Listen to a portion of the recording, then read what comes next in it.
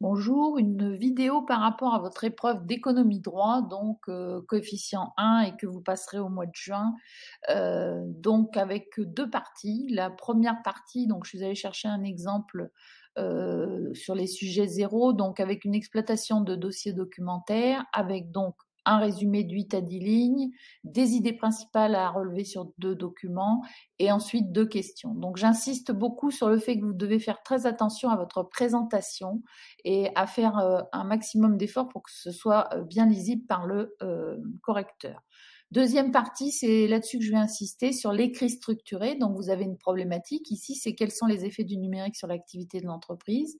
Et donc, vous avez un plan qui vous est donné, qu'il est préférable de respecter avec un grand 1, un grand 2.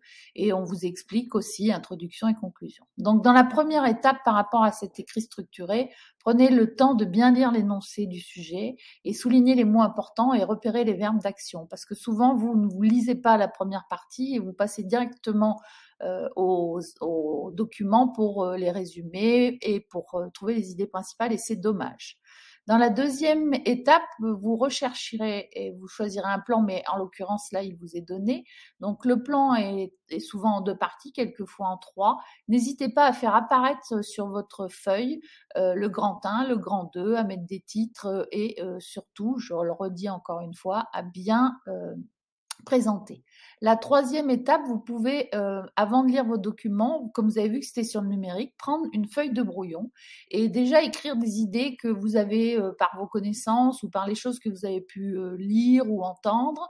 Je vous dis souvent en cours d'éco-droit d'écouter un peu les informations et donc ça peut être des choses qui vous aideront à composer votre développement structuré. La quatrième étape, c'est rédiger l'introduction. Et donc, comment fait-on une introduction? Donc, en règle générale, dans une introduction, vous avez une accroche, vous définissez les termes clés, vous recopiez la problématique en mettant des petits guillemets, ça peut, voilà, et ensuite vous annoncez le plan, donc dans un premier temps, dans un deuxième temps. Ce qui est souvent le plus difficile dans l'introduction, c'est de trouver une accroche. Donc, par rapport eh bien, au sujet que vous devez traiter, vous pouvez partir d'un point que vous connaissez, d'une actualité que vous avez entendue. Là, sur le numérique, c'est qu'effectivement, le numérique, c'est quelque chose d'important dans la vie de tous les jours, que ce soit au niveau personnel comme au niveau professionnel.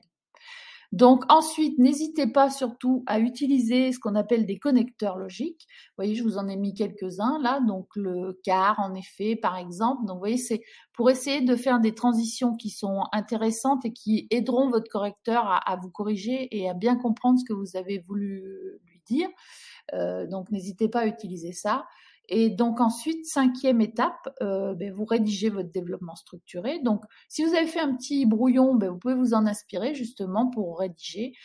Faites attention, l'épreuve elle est de 2 heures et 2 heures ça peut passer très vite. Donc apprenez à gérer votre temps.